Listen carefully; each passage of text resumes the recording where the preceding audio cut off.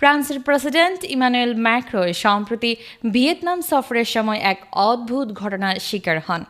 উড়োজাহাজ থেকে নামার সময় স্ত্রী ব্রিজিট ম্যাক্রোর কাছ থেকে হালকা একটি ধাক্কা পান তিনি। সেই মুহূর্তটি ভিডিওতে ধরা পড়ে এবং সামাজিক যোগাযোগ মাধ্যমে ভাইরাল হয়ে যায়। ঘটনার সূত্রপাত হ্যানয়ের বিমানবন্দরে। ভিডিওতে দেখা যায় ৭২ বছর বয়সী ব্রিজিট ম্যাক্রো উড়োজাহাজের দরজার কাছে দাঁড়িয়ে থাকা অবস্থায় হঠাৎ করে ৪৭ বছর বয়সী স্বামীর মুখে হালকা ধাক্কা দেন।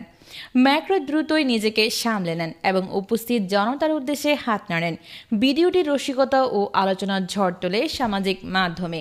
এই প্রসঙ্গে যুক্তরাষ্ট্রের সাবেক প্রেসিডেন্ট ডোনাল্ড ট্রাম্পও দিয়েছেন প্রতিক্রিয়া।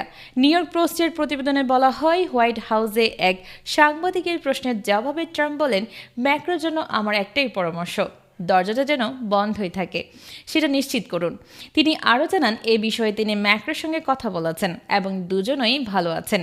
ট্রাম্প বলেন, আমি তাদের ভালো করে চিনি, তারা দারুণ মানুষ। তবে ভিডিওটি সম্পর্কে তিনি মন্তব্য করেন, ওটা খুব একটা ভালো দেখায়নি। এদিকে ভাইরাল ভিডিও নিয়ে প্রেসিডেন্ট ম্যাক্রো জানিয়েছেন, ঘটনাটি নিয়ে অপ্রয়োজনীয়ভাবে অতিরঞ্জন করা হচ্ছে, এটি গুজব এবং বিভ্রান্তিকর তথ্য ছড়ানোর চেষ্টা বলেও মন্তব্য করেন তিনি।